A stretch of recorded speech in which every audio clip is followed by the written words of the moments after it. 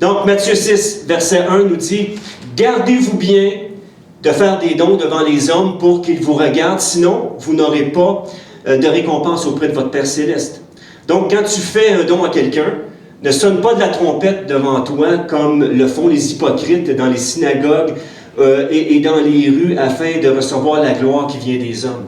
Je vous le dis en vérité, ils ont leur récompense. Mais là, Jésus, c'est vraiment une ordonnance qu'il nous donne ce matin. Dans le fond, là, ce que je vais discuter avec vous, c'est la façon que Jésus nous demande. Soit de faire des dons, soit de prier, soit de jeûner. Mais ce matin, on va surtout se fixer sur Matthieu 6. Il dit « Mais toi, quand tu pries ». Puis pourquoi j'ai choisi ce texte-là ce matin? Parce que je dirais que c'est la base de notre vie chrétienne qui en dépend de ce que Jésus nous enseigne ce matin. C'est vraiment la base. Donc, mais toi, quand tu fais un don, que ta main gauche ne sache pas ce que ta main droite fait, afin que ton don se fasse en secret, et ton Père qui te voit dans le secret te le rendra lui-même ouvertement, ou dans certaines versions, dit te récompensera. Il y a une récompense qui est rattachée à tout cela. Lorsque tu pries, ne sois pas comme les hypocrites. Ils aiment prier debout dans les synagogues et au coin des rues pour être vus des hommes. Je vous le dis en vérité, ils ont leur récompense. Verset 6, et c'est ce qu'on va regarder ce matin, c'est le verset, le passage qu'on va se concentrer dessus, Matthieu 6, 6. Donc, ceux qui prennent des notes, je le répète, Matthieu 6, verset 6, qui nous dit, « Mais toi, quand tu pries, entre dans ta chambre, on va le mettre au tableau, ferme ta porte et prie ton Père qui est là dans le lieu secret. Et ton Père, qui te voit dans le secret, te le rendra ouvertement. Te récompensera. » En priant, ne multipliez pas les paroles comme les membres des autres peuples. Ils s'imaginent en effet qu'à force de paroles, ils seront exaucés. Ne les imitez pas, car votre Père céleste sait de quoi vous avez besoin avant que vous le lui demandiez. Verset 16, « Quand vous jeûnez, ne prenez pas un air triste comme les hypocrites. En effet, ils présentent un visage tout défait pour montrer aux hommes qu'ils jeûnent. Je vous le dis en vérité, ils ont déjà leur récompense. Oui, ils ont leur récompense. Mais toi, quand tu jeûnes, parfume ta tête, lave ton visage. Dans le fond, fais les choses comme si de rien n'était. Afin de ne pas montrer que tu jeûnes aux hommes, mais ton Père qui est là dans le lieu secret. » Et ça, c'est un mot-clé dans le lieu secret. Le Père céleste se tient dans le lieu secret. Et il veut nous rencontrer dans ce lieu secret-là. Et c'est la base de tout ce qui en découle dans nos vies spirituelles. Et ton Père qui te voit dans le secret te le rendra, te récompensera. Donc, le titre du partage ce matin, c'est « Dans le lieu secret, seul avec mon Père céleste ». Et on a lu Matthieu 6, 6, « Mais toi, quand tu pries, entre dans ta chambre, ferme ta porte et prie ton Père qui est là dans le lieu secret. Et ton Père qui te voit dans le secret te le rendra ouvertement, te récompensera. » Donc, on va regarder, on va décortiquer ce matin ce passage-là des Écritures, cette ordonnance-là de Jésus. Dans le fond, ce que Jésus nous montre ici, ce que Jésus nous dit comme parole, c'est déjà quelque chose que lui met en pratique dans sa propre vie. Donc, dans le fond, il demande à ses disciples de faire comme lui fait lui-même. Donc, à l'origine, vous savez, chacun de nous, à l'origine, on a été créés pour être constamment connecté avec Dieu. À l'origine, dans le jardin d'Éden, avant la chute, l'homme était connecté avec Dieu. L'homme et la femme participaient au projet de Dieu et il y avait une parfaite communion entre Dieu et sa créature, entre ses créatures, l'homme et la femme.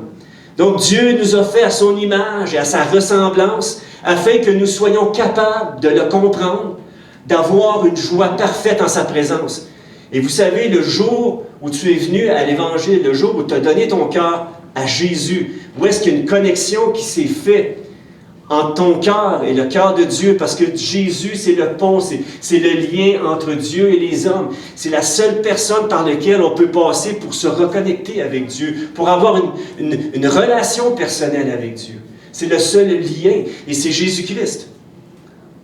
Et vous savez, le jour où vous avez demandé à Jésus de venir dans votre vie, Est-ce que vous pouvez me témoigner ce matin ce que ça a fait dans votre cœur? Il y a une joie qui est venue, il y a une connexion qui s'est faite. Et la religion ne peut pas faire ça. Il y a juste Jésus ressuscité qui peut le faire par l'œuvre de la croix et par l'œuvre de la croix qu'il a accomplie il y a 2000 ans et qui a pris nos péchés, qui a pris nos fautes, qui est notre Rédempteur, qui est celui qui, quand on croit en lui, enlève notre péché et fait de nous une nouvelle créature. Est-ce que vous me suivez ce matin? Fait de nous une nouvelle créature. Donc Dieu nous a fait à son image pour qu'on puisse participer à sa gloire et à ses projets éternels. Il y a Andrew Murray. Si vous avez lu des livres d'Andrew Murray, c'est un homme de prière. Un homme qui a consacré une partie de sa vie, je dirais, à la prière, qui a eu un ministère qui a été fructueux parce qu'il y avait une vie de prière, parce qu'il y avait justement cet accès-là. Il avait répondu à l'appel de Dieu, il avait répondu à son appel sur l'importance, sur je dirais, la priorité de toutes les priorités de passer du temps avec Dieu. C'est la chose qui fait que ça vient impacter tout le reste. Et Andrew Murray a dit ceci: « Mais le péché nous prive de cette communion. Rien sinon cette communion ne peut satisfaire le cœur de l'homme et de Dieu. C'est Jésus-Christ qui est venu restaurer sa créature perdue, la reconnecter à Dieu et la ramener à tout ce pourquoi elle a été créée. Quand tu te reconnectes avec Dieu, tu deviens ce pourquoi Dieu t'a réellement créé, pourquoi Dieu t'a emmené sur cette terre. » Donc, le premier point que je pourrais parler ce matin, quand tu pries, entre dans ta chambre et ferme la porte. Ferme la porte. Tout de suite, j'aimerais préciser que cette parole de Jésus, ce n'est pas une interdiction à la prière publique. Au contraire, nos prières publiques devraient toujours être le résultat et le reflet de notre vie de prière privée. Tout le temps, tout le temps. Ça devrait être fondamental. Ce que tu vis en privé avec Dieu va être le reflet, va découler une grâce que quand tu vas arriver pour prier en public, ça va paraître que tu prends du temps avec ton Père Céleste dans la prière, tout simplement. Nos prières publiques devraient toujours être le résultat et le reflet de notre vie de prière en privé. Il y a un monsieur Johnson, monsieur Barton Johnson, qui a écrit « Quand tu pries, que tu entres dans ta chambre. » Donc, lui, dans le fond, là, ce qu'il décrit au travers de ce verset-là, ce qu'il amène comme commentaire, il dit qu'il s'agit d'une dévotion privée qui vient complémenter la prière dans les assemblées publiques. Jésus a lui-même a prié seul sur la montagne, seul dans la nuit. Il a prié en public dans la présence de ses disciples. La première des choses, dans la vie de prière de Jésus, si vous relisez les évangiles d'un bout à l'autre, la première des choses qu'on voit au travers la vie de prière de Jésus, c'est qu'il passait beaucoup de temps seul avec son Père. Des fois, il passait des nuits à prier. Et il y a des textes qui nous décrivent que bien avant de prendre des décisions importantes, le choix de ses disciples, Jésus est allé sur la montagne, il a pris le temps de prier, de chercher la volonté de son Père. À combien de plus forte raison, nous ne devrions pas prendre un temps précieux avec Dieu, tout simplement, pour chercher sa volonté. Ça nous dit ici, nous avons le récit de nombreuses prières offertes par les apôtres aussi dans des assemblées publiques. Donc, le mot « ta chambre », quand ça parle « entre dans ta chambre », la chambre désigne tout endroit secret. Ça peut être dans ton auto, dans le bois, ça peut être en train de prendre une marche. L'endroit secret, c'est d'abord ton cœur. C'est cette attitude de te connecter avec Dieu, de ce désir de non seulement lui parler, de lui déverser ton cœur, mais d'entendre sa voix, d'entendre aussi ce qu'il a à te dire et la direction qu'il a à te donner, tout simplement aussi. Donc, ta chambre désigne cet endroit secret-là, le cœur. Pierre allait sur... Il y avait un endroit secret, ça peut être notre chambre, ça peut être une montagne, ça peut être peu importe l'endroit, mais c'est un endroit qui favorise tout simplement un temps à part, vraiment isolé, où est-ce que je vais disposer mon cœur à entendre Dieu, à prendre un temps avec lui, loin de toute distraction, puis on va en parler de tout ça, combien les distractions, ça vient des fois tuer, je dirais, ce désir-là de prendre du temps avec Dieu. Pierre allait sur le toit de sa maison dans Acte 19, et c'est là qu'il a eu un extase et qu'il a vu une nappe descendre, et que là, Jésus lui a dit « tue et mange », et c'est là qu'il a eu une vision. Et le Seigneur Jésus aussi allait seul sur la montagne, on en a parlé tantôt. Maintenant, la vraie question est, est-ce qu'on cherche à être vu des hommes ou à être premièrement entendu de Dieu? Ça, c'est la question. Et c'est vraiment la question que Jésus nous amène à nous poser au travers le texte qui a été tout simplement lu ce matin. La vraie question, cherchons-nous à être vus des hommes ou à être premièrement entendus de Dieu? Et c'est ici que les paroles de Jésus nous recentrent tout simplement sur les motifs qui nous poussent à prier. Quand tu vas prier, quels sont tes motifs? Est-ce que Dieu est pour toi une banque à pitons? Et puis, quand tu as besoin de lui, tu vas peser sur le piton pour qu'il te donne ce que tu as besoin? Ou Dieu est vraiment l'être le plus précieux dans l'univers pour toi? Que quand tu vas dans sa présence, c'est pour lui, d'abord et avant tout pour lui. Et le reste vient ensuite. La parole nous dit, cherchez premièrement le royaume et la justice de Dieu. Et la Bible nous dit que toutes choses vous êtes données, mais cherche premièrement Dieu. Cherche premièrement à vivre une relation et une intimité avec Dieu d'abord et avant tout, chaque jour de ta vie. Donc, avoir une chambre secrète veut simplement dire se retirer pour être seul avec Dieu, n'importe où, n'importe quand, lui donnant du temps de qualité. Choisis pour le désirer ardemment, le chercher et faire appel à son nom. Si je vous disais, moi, et ça touche à notre relation avec Dieu, si je vous disais que demain matin, il y a le premier ministre Legault qui vous donnerait l'opportunité, je ne sais pas si vous l'aimez ou vous ne l'aimez pas, mais peu importe, mais tu sais, vous auriez l'opportunité d'avoir 1 heure avec M. Legault pour jaser avec lui. Quelle serait votre attitude? Quelle serait votre attitude en sachant que vous allez rencontrer le premier ministre Legault? Est-ce que quand vous allez entrer dans l'endroit où il est, vous allez commencer à regarder dehors, les gens jouent, comment je pourrais dire ça, les gens en train de pelleter leur entrée, ou vous allez vraiment porter attention sur ce qu'il a à vous dire. Et que lui va porter intérêt aussi à ce que vous avez à lui dire. Vous comprenez ce que je veux dire? Est-ce que ça va être un moment où est-ce que vous allez avoir tendance à être distrait? Ou vous allez vraiment vous concentrer sur ce qu'il a à vous dire? Et sur le pourquoi il vous rencontre aussi.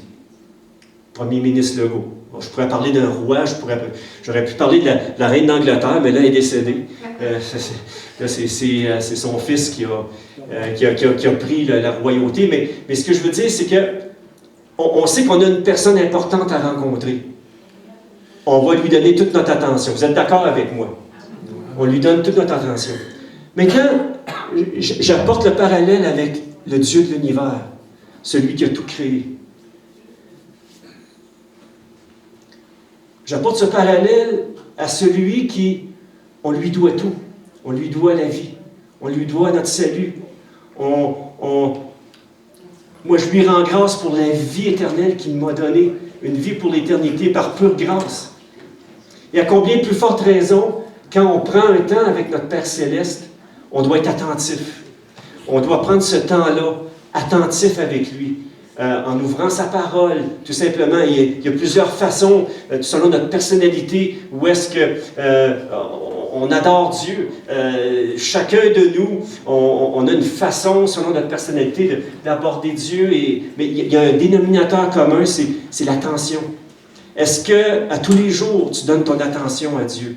Est-ce que tu permets à Dieu de venir parler à ton cœur? Est-ce que tu lui permets aussi de prendre toi-même ce temps pour déverser ton cœur sur lui, tout simplement, et d'avoir cet échange-là de cœur à cœur avec lui? Parce que Jésus a rétabli cette communion-là avec notre Père Céleste.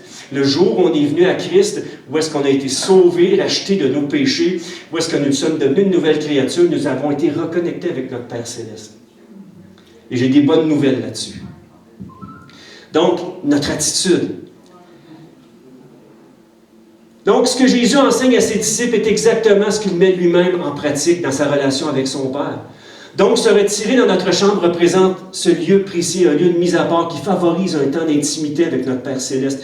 C'est avoir un cœur qui dit « Je dois être seul avec Dieu. Il faut que je parle à mon Père aujourd'hui. Il faut que je parle avant toute chose. » Je lisais un article sur toutes les femmes et les hommes de Dieu qui ont eu de grands succès dans leur ministère.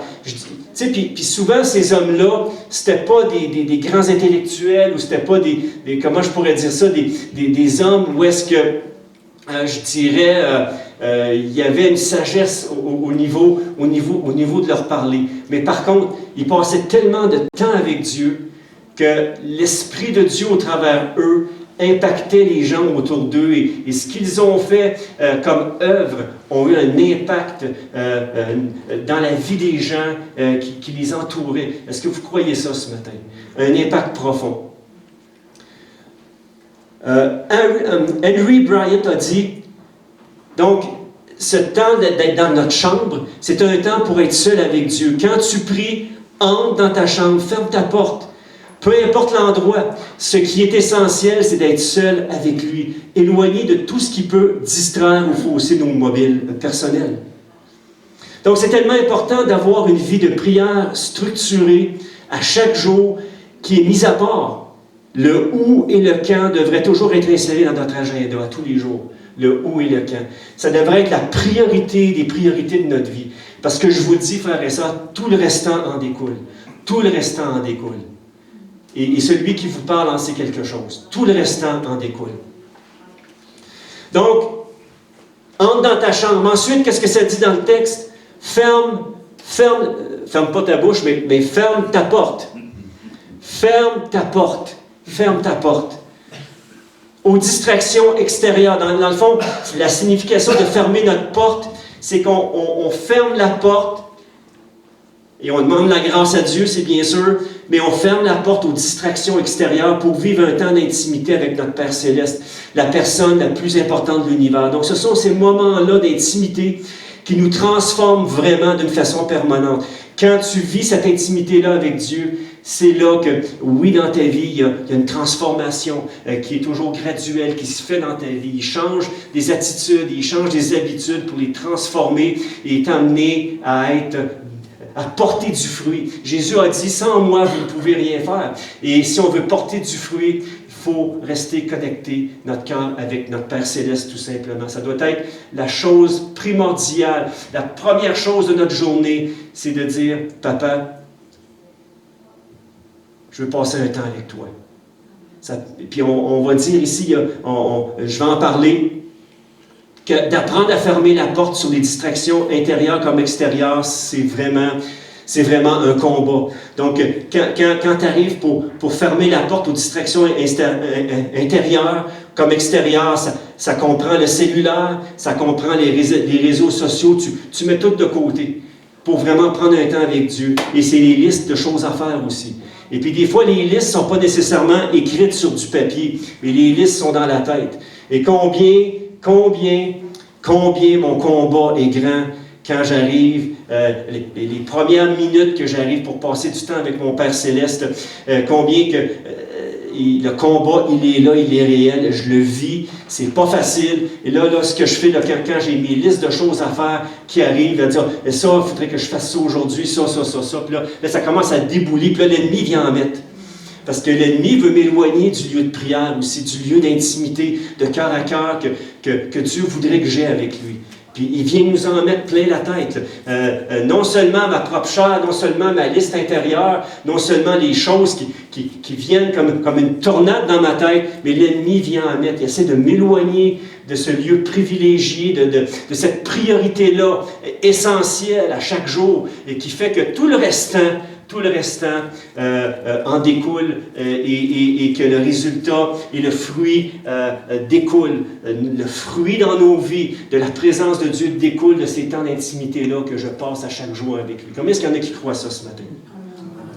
Donc, il y a 4 étapes qui peuvent nous aider à y arriver toujours par la prière. Et moi, ce que je fais, Quand je me laisse surprendre par toutes sortes de flots de pensées qui me viennent, des affaires, des fois, à brocadabrantes, des affaires que... Des fois, l'ennemi vient nous mettre, ou il essaie de mettre des inquiétudes, il essaie vraiment d'arracher nos yeux, dans le fond, on veut garder nos yeux sur Jésus, sur notre Père Céleste, et il vient nous mettre toutes sortes de choses dans la tête pour nous arracher nos yeux sur notre Père Céleste quand on le regarde par la foi, tout simplement. Donc, 4 étapes simples qui peuvent nous aider à y arriver. Donc, planifie. Donc, à tous les jours, tu peux planifier du temps que tu veux passer avec lui. Mettons, on prend par exemple 30 minutes. Donc, fais un plan de comment tu vas utiliser tes 30 minutes. Exemple, tu peux utiliser 10 minutes de louange et d'action de grâce. Tu commences à louer Dieu. Moi, ce que je fais, je mets un chant qui me bénit, et là, je commence à louer Dieu, tout simplement. Et ensuite de ça, il y a des actions de grâce. Je remercie Dieu pour ce qu'il fait. Ensuite, j'ai 10 minutes de requête de prière et de lecture de la Bible. Donc, j'ai mis vraiment un temps très, très court ici. Donc, 10 minutes de prière et de lecture dans la Bible. Ensuite, 10 minutes de réflexion sur ce que je viens de lire. Et je dispose mon cœur en mode d'écoute, tout simplement pour entendre ce que Dieu a à me dire. Je dispose mon cœur. Donc, 10 minutes de louange, 10 minutes. Et puis, ça peut être différent pour chacun. Mais fais-toi un plan. Établis-toi un moment chaque jour. Ça peut être le matin de bonne heure. Et vous savez, on a 168 heures dans une journée, 24 heures par jour, et c'est impossible qu'on peut pas... C'est impossible dans ma tête qu'on ne peut pas avoir un moment pour Dieu à chaque jour. Lui qui a tout créé, la personne la plus importante de l'univers.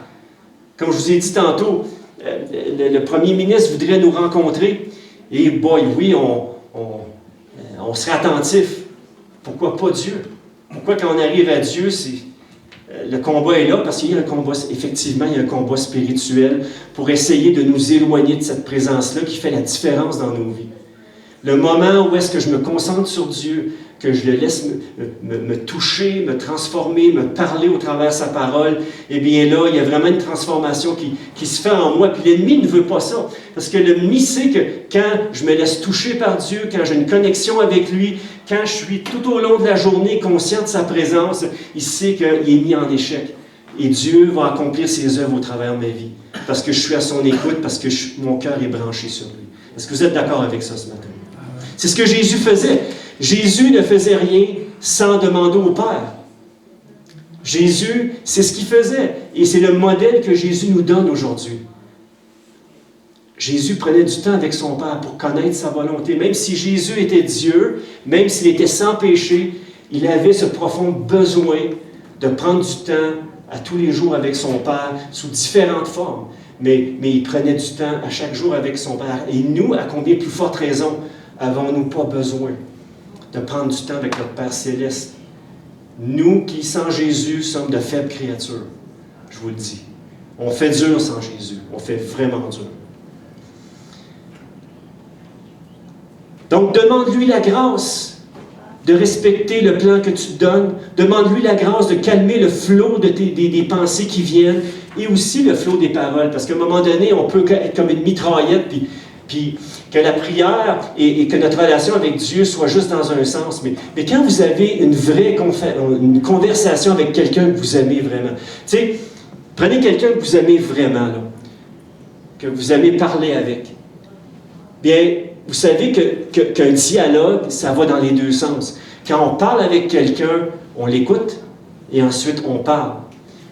Et la personne nous parle, et là on ne se met pas comme à essayer de formuler ce qu'on va dire par la suite. Non, on prend vraiment le temps d'écouter la personne, de valider avec cette personne-là ce qu'elle essaie vraiment de nous dire. Et puis ça, c'est les bases même aussi de la relation d'aide.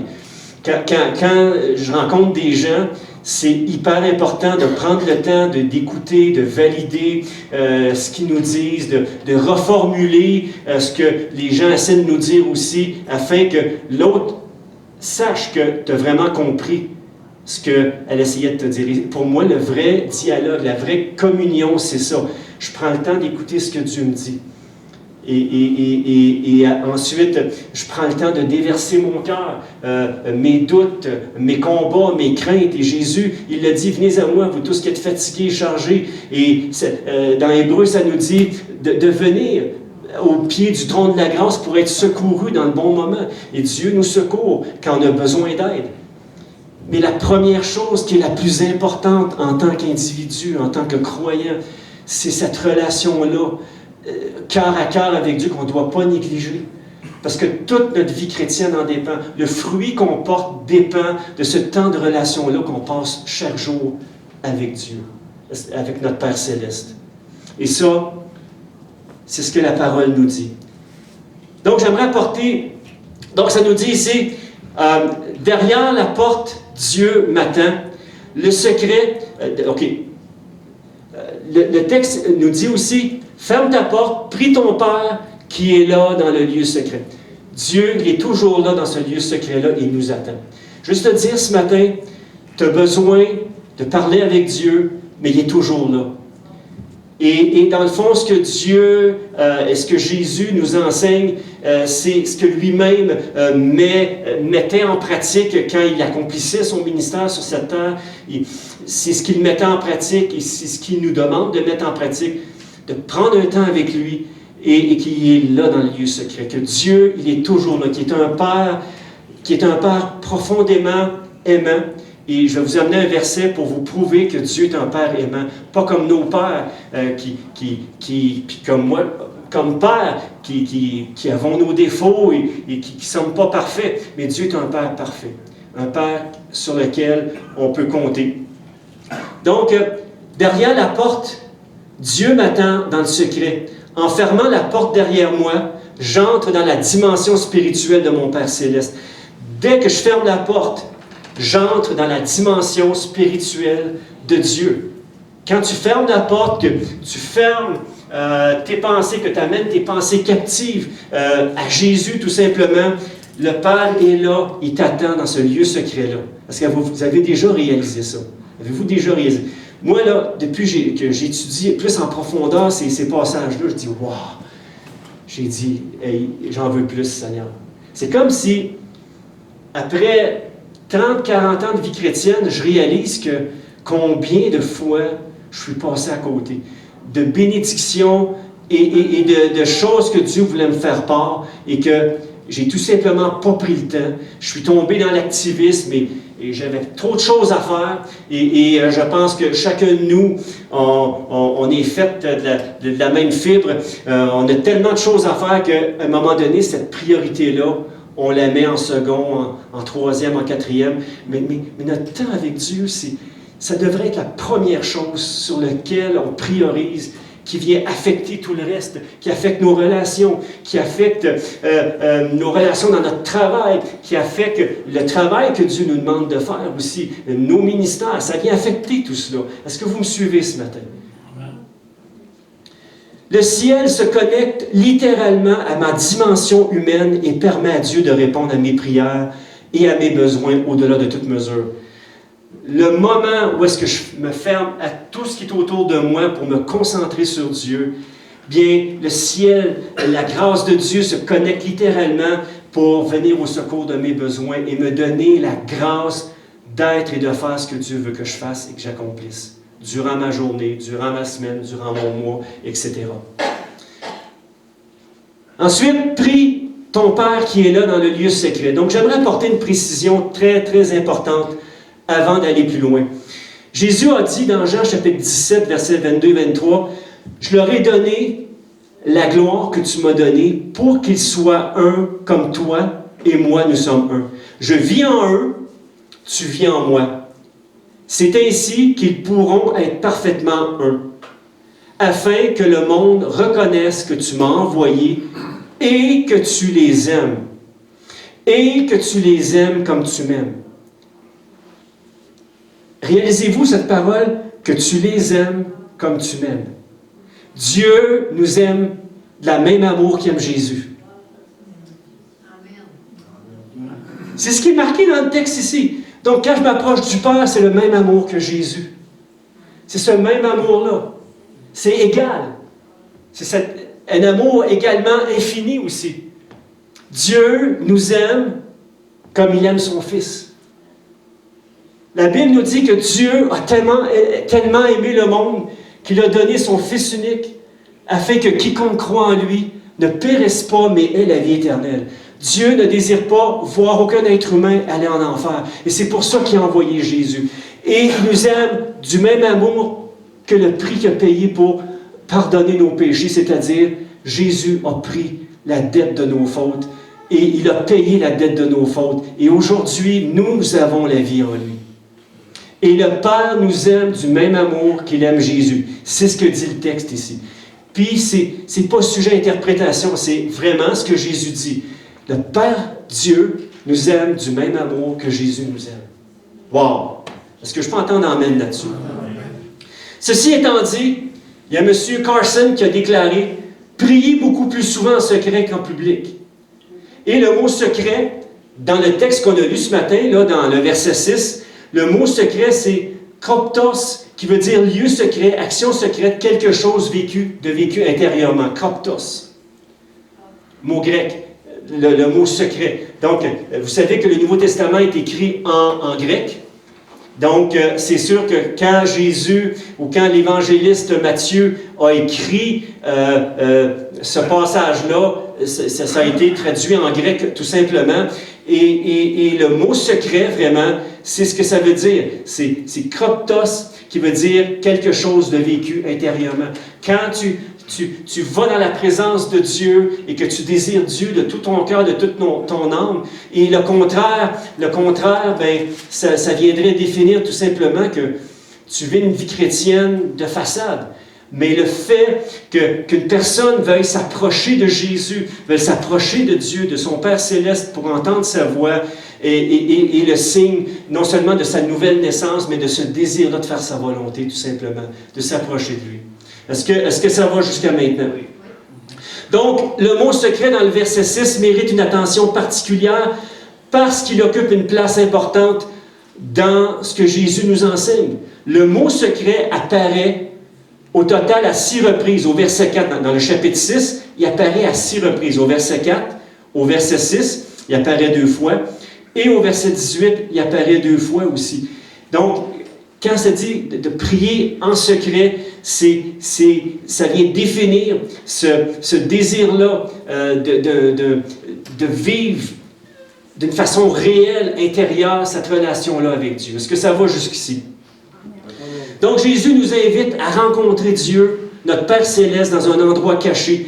Il s'agit d'un lieu secret à l'abri des regards des hommes. Cet endroit est dans le cœur du croyant, dans un coin intime où il peut se retirer pour s'approcher de Dieu. Et c'est sûr que les endroits où est-ce qu'on le fait, ça vient favoriser ça aussi. C'est certain que je n'irai pas dans un endroit où est-ce qu'il y a plein de bruit. J'essaie de me trouver un endroit où est-ce que je peux vraiment être tranquille et vraiment m'isoler avec mon Père céleste. Le psaume 27, verset 5 nous dit « Oui, quand tout va mal, le Seigneur m'abrite sous son toit.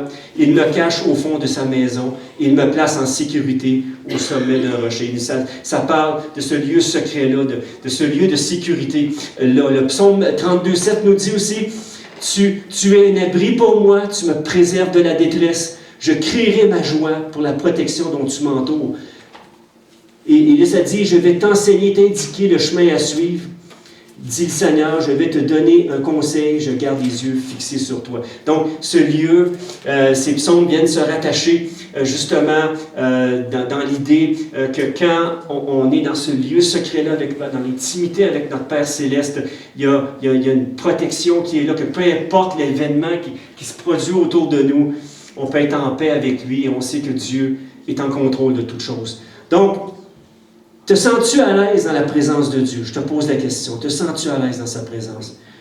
Est-il celui que tu cherches la compagnie, peu importe ce que tu vis ou ta situation que tu vis présentement? Il y a le psaume 91 aussi qui décrit Dieu, notre Père céleste, en utilisant l'image d'un abri qui nous garde du danger. Nous trouvons une parfaite protection dans l'intimité de Dieu. Et le psaume 91, verset 1 nous dit « Celui qui demeure sous l'abri du Très-Haut repose à l'ombre du Tout-Puissant. Je dis à l'Éternel, mon refuge et ma forteresse, mon Dieu en qui je me confie. Et c'était la sécurité de David. C'est David qui a écrit ça. Il y a une sécurité.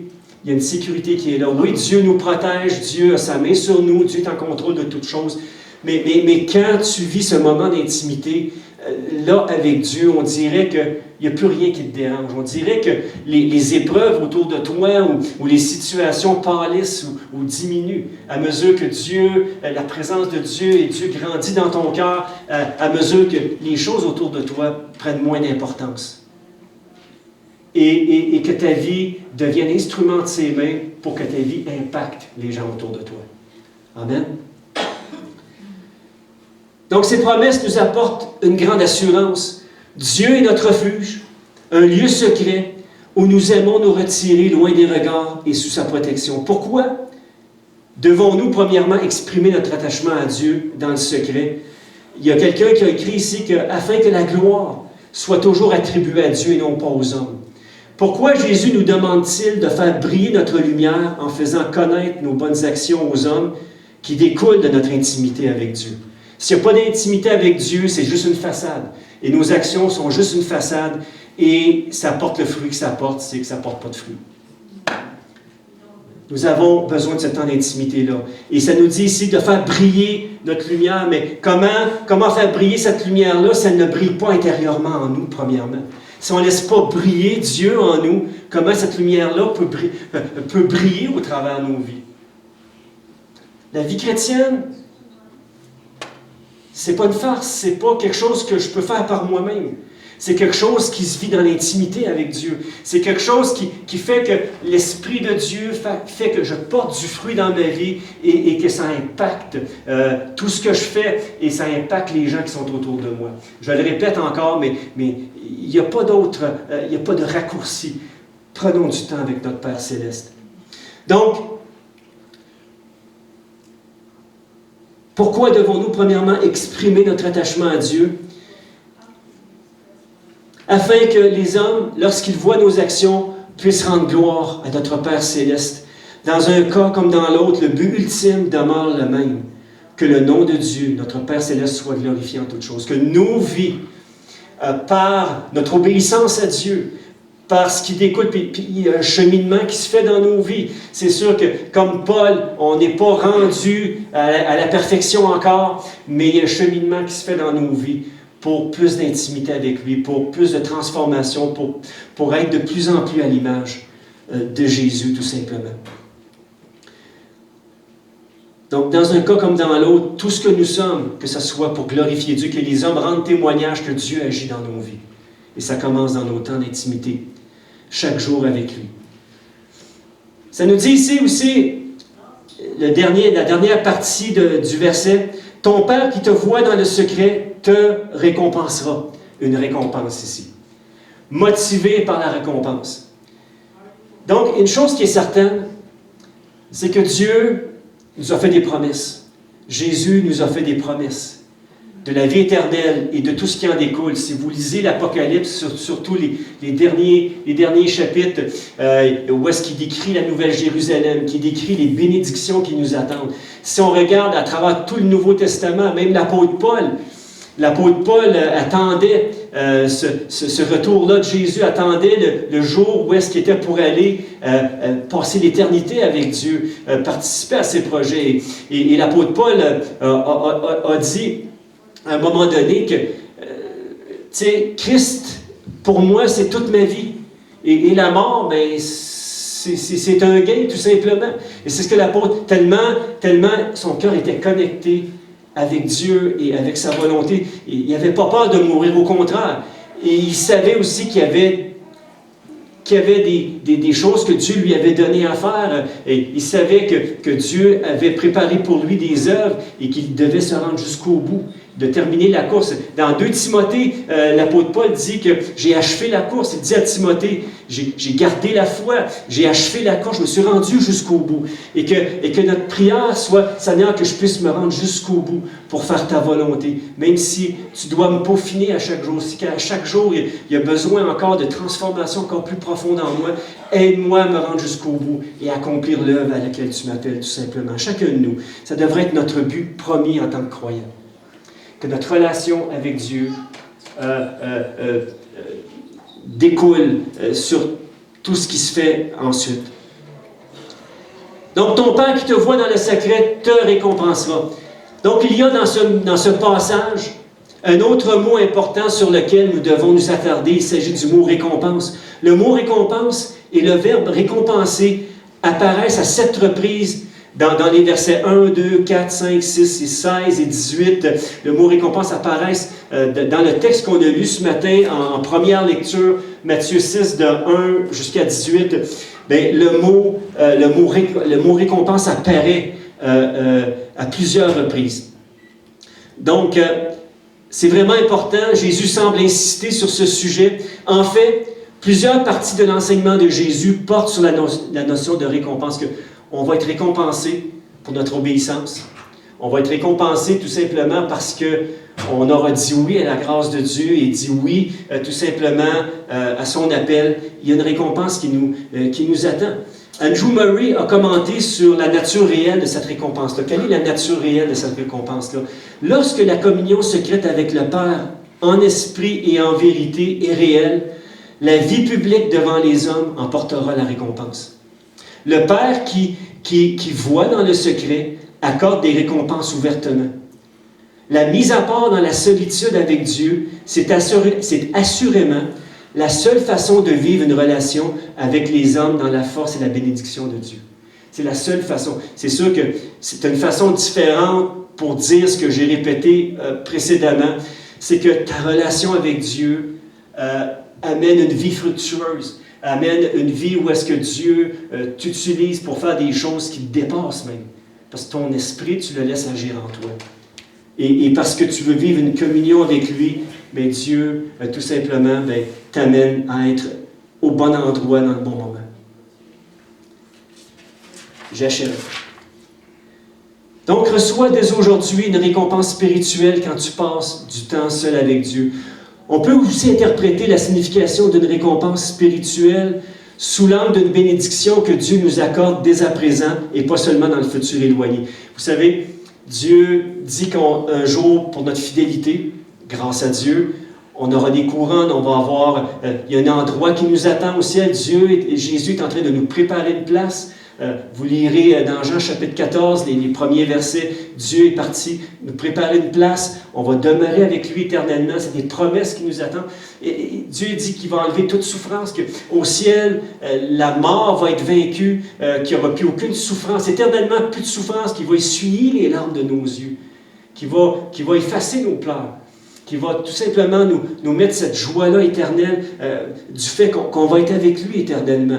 Donc, il y a plein de promesses qui nous attendent. Même les chapitres 2 et 3 d'Apocalypse disent à celui qui vaincra, quand il parle aux 7 églises, à celui qui vaincra, je lui donnerai un nom nouveau, un caillou, sur laquelle, etc. Et je le ferai régner sur les nations. Ce sont tout cela des promesses qui nous attendent lorsqu'on va être avec Dieu. Mais aujourd'hui aussi, on peut avoir des récompenses dans l'immédiat du fait qu'on passe du temps avec Dieu. Donc, Dieu nous accorde dès à présent et pas seulement dans un futur éloigné. Donc, en se retrouvant avec Dieu dans le secret, nous sommes puissamment fortifiés par sa présence. Il renouvelle nos forces, étanche notre soif. Il satisfait notre faim spirituelle. Il est toujours prêt à nous recevoir. Toutes ces récompenses se présentent à nous dans la prière, dans le présent, dans le aujourd'hui. Quand tu prends du temps avec Dieu, il te bénit aujourd'hui. Il veut toucher ton cœur aujourd'hui. Il veut répondre à ton besoin maintenant, dans le présent et non seulement dans le futur. Si tu viens à Jésus ce matin, si tu donnes ton cœur à Dieu totalement, Il va s'occuper que tu sois béni, non seulement dans le futur, mais que tu reçoives une bénédiction dans ta vie et dans ton cœur, présentement, dès maintenant. Quelqu'un a dit, celui qui fait des choses pour être vu des hommes a déjà sa récompense qui est éphémère. Personnellement, je préfère de loin la récompense du Seigneur, car elle est tellement et infiniment plus grande et dure éternellement, tout simplement. Donc, Dieu est toujours prêt à nous recevoir dans le lieu secret. Et il nous attend là. Et c'est ce que la parole nous dit. Dieu qui est là dans le lieu secret, c'est là qu'il nous attend.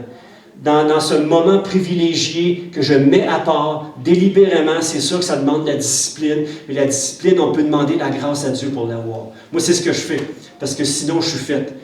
Mais combien des fois, c'est ardu. Mais combien que quand c'est fait, là, quand je rentre, puis j'ai dit, Seigneur, donne-moi juste la grâce de me concentrer sur toi, juste d'entendre ta voix et de prendre la prochaine heure, là, juste, j'enlève tout autour de moi, je fais ça qu'il n'y a pas de téléphone, qu'il n'y a pas rien, parce que je suis tellement facilement distrait. Et là, Seigneur, aide-moi à prendre ce temps avec toi, parle-moi, tout simplement. Puis vous savez, il le fait, d'une façon merveilleuse. Parce que je lui demande tout simplement de me donner la grâce de le faire. Et j'ai encore à m'améliorer, tellement m'améliorer sur ce point-là. Mais je réalise, depuis quelques semaines, depuis quelques jours, depuis que j'approfondis ces passages-là, oh Seigneur, que j'ai besoin à tous les jours de prendre du temps avec toi. Combien ma vie, combien est-ce que ça apporte un effet dans ma vie qui impacte autour de moi, tout simplement, dans ce que je suis, dans ce que je fais, tout simplement. Quelqu'un a dit, celui qui fait ces choses pour être vu des hommes a déjà sa récompense. Je termine avec ça ce matin. C'est une parole que j'ai trouvée ça tellement bon, j'ai dit, on va juste le partager. Mais je termine avec ça ce matin. La priorité des priorités. Un petit résumé ici. Sur Matthieu 6,6. Bien souvent, nous cherchons à paraître spirituels devant les gens. Mais ce qui nous est demandé ici, dans Matthieu 6,6, c'est de nous retirer dans notre chambre, notre lieu secret, et de fermer la porte pour être seul avec notre Père Céleste.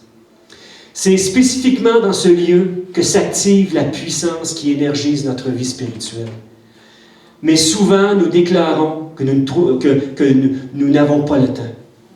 Le vrai problème, c'est que si nous ne trouvons pas le temps pour la prière dans le secret, ça va affecter directement notre service public, qui sera sans aucun effet et aucun fruit dans le royaume de Dieu. Est-ce que tu veux porter du fruit dans le royaume de Dieu? Est-ce que tu veux voir Dieu agir miraculeusement au travers de ta vie?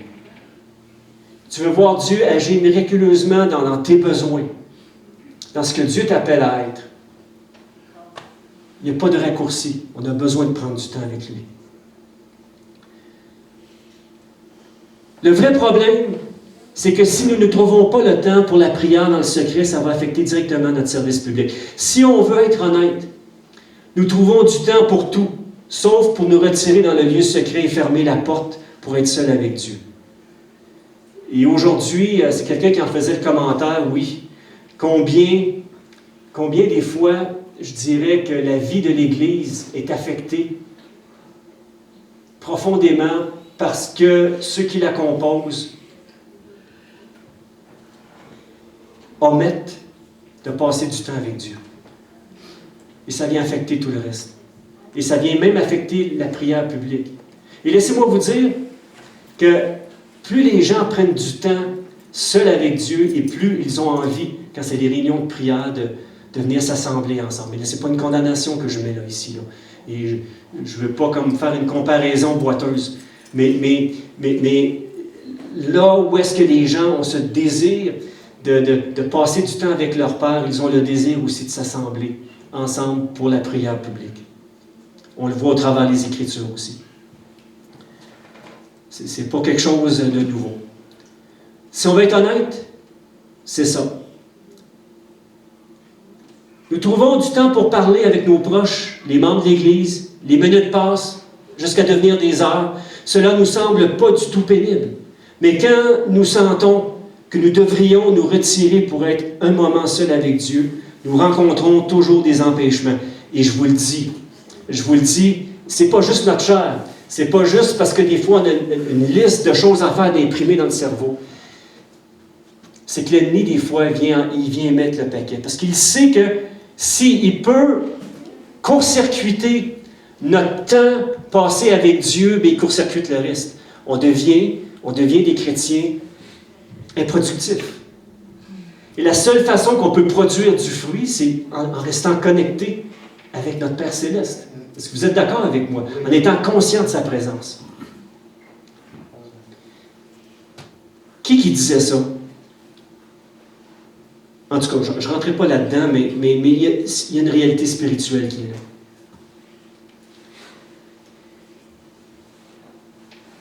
Des milliers d'obstacles surgissent de tous les bords, de tous les côtés, puis je vais être honnête avec vous, à chaque fois c'est comme ça. J'essaie de prendre du temps avec Dieu, puis là ça bombarde, puis là je le sais. Quand je vois là, qu'il y a plein d'idées qui arrivent à cette heure, là, ben j'ai dit, OK Seigneur, là viens m'aider. Là. Seigneur, viens m'aider à passer un temps de qualité avec toi. Puis il vient le faire, il me donne la grâce de le faire. Parce que sinon, les idées, puis je vous le dis, des fois, c'est tellement des idées bizarres que là, je sais que c'est l'ennemi. Je sais que, voyons, ça m'arrive jamais de penser à des affaires de même. Puis là, cette idée-là m'arrive. Je pourrais vous emmener des exemples, mais c'est trop personnel. Mais je vous dirais que ça arrive à chaque fois que j'essaie de mettre un temps à part avec Dieu pour me connecter avec lui. C'est comme... Bon, premièrement, ça y va comme par ordre. La liste arrive, là, je la tasse. Mon téléphone, je check s'il est fermé. Ensuite de ça, je m'assure que je suis vraiment toute seule. Et là, j'y vais. Et là, à un moment donné, je commence à me concentrer sur Dieu. Je commençais à chanter ses louanges. Et puis, à un moment donné, on voit qu'il y a des pensées, mais je vous le dis, des affaires là que... Écoutez, je vous en parlerai. C'est ça, moi ça m'arrive. Puis vous aussi, vous pourriez témoigner de la même chose. Fait que là, j'ai dit, Seigneur, là, viens à mon secours, aide-moi à vraiment prendre un temps avec toi, parce que, Seigneur, je réalise combien c'est important de passer un temps avec toi, parce que je t'aime, Seigneur, puis je le fais parce que je t'aime, je veux te connaître encore davantage, parce que tu es l'être le plus important de cet univers, que je veux vraiment te laisser me parler à mon cœur, me mettre en lumière en moi ce qui a besoin d'être transformé. Et aussi, je sais que tu es là pour m'écouter. Même si tu sais que je sais que tu sais, bien Seigneur, tu veux vivre cette joie de cette communion-là qui était là d'abord et avant tout au Jardin d'Éden. Au début, il y avait cette parfaite communion-là de l'homme avec Dieu et Jésus est venu rétablir ça. Et ne perdons pas cette communion-là avec Dieu parce que Jésus non seulement nous a rachetés, mais nous a rétablis avec le Père, nous a tout simplement réconciliés avec le Père Céleste, tout simplement, parce qu'on était vraiment perdus. Satan atteint son objectif chaque fois qu'il réussit à nous éloigner du temps d'intimité avec notre Père Céleste. Le tentateur sait très bien qu'aussi longtemps qu'il peut stopper notre relation intime avec Dieu, il nous tient à sa merci. Oui, nous pouvons trouver du temps pour tout et une multitude d'excuses, sauf pour nous mettre à l'écart afin de se connecter avec Dieu dans la prière. Donc, regardons à Jésus notre modèle, lui qu'aucun péché n'a éloigné de la communion avec son Père. Il éprouvait la nécessité de se retirer seul à l'écart pour prier. Donc, demandons à Dieu, notre Père Céleste, ce matin, demandons à Jésus de nous aider à chaque jour, à partir d'aujourd'hui, de prendre un temps avec lui. Établissez un temps chaque jour, le matin ou peu importe, mais une journée du jour où vous savez que vous êtes en forme, puis donnez pas le pire de votre journée au Seigneur. Le soir, quand tu es brûlé, tu es fatigué, oui, tu peux louer Dieu, mais tu peux lui dire aussi, Seigneur, je suis tellement fatigué, je suis tellement brûlé que, écoute, demain matin, on peut-tu prendre un temps? Et Dieu est Dieu de grâce, je le connais, il va dire, pas de problème, je sais que tu es fatigué. Et puis, vous savez, commencer nos journées en priorisant notre relation avec Dieu, ça vient impacter le reste. Ça vient impacter la qualité de tes relations. Ça vient impacter les qualités de ton travail. Ça vient t'aider même à solutionner des problèmes à lesquels humainement tu n'aurais pas pu solutionner. Mais parce que tu as passé du temps avec Dieu le matin, le Saint-Esprit t'a simplement révélé certaines choses. Tu as laissé Dieu te parler, te diriger, te montrer la voie que tu devais suivre pour la journée. Et c'est tellement important. Si on est chrétien, ben faisons comme notre Maître, comme Jésus nous le montre. Si nous sommes ses disciples, apprenons du Maître.